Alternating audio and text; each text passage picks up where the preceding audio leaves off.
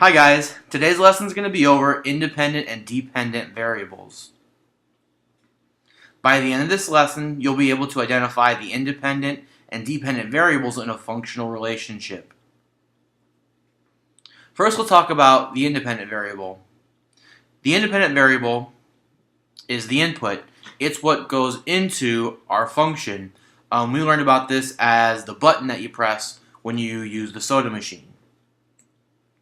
It's also known as the x values. Again, we kind of learned this last time, so it's kind of a review.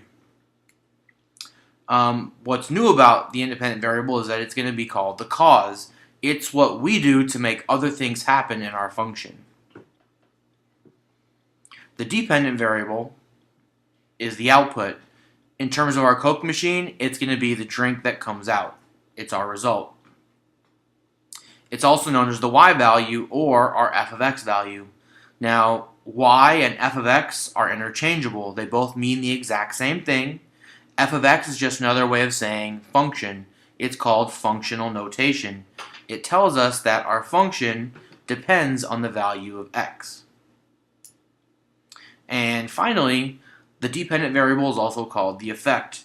It's what happens after we put something into the function machine. It's the outcome, the end result. So let's talk about how we're going to use independent-dependent variables.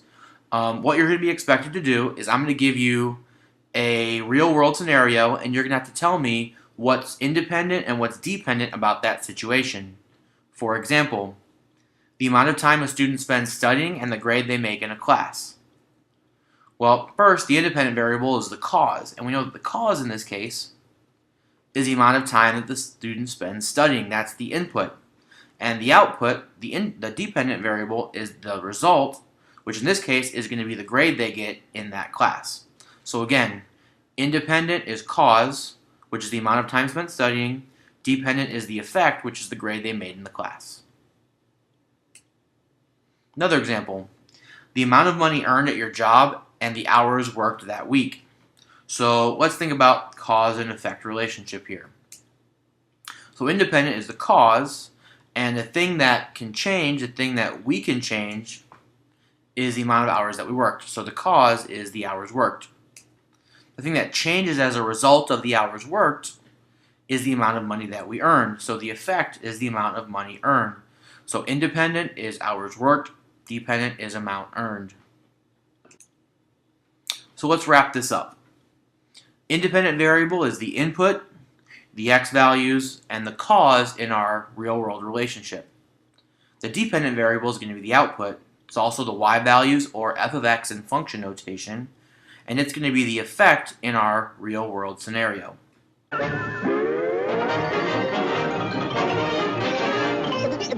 all, folks.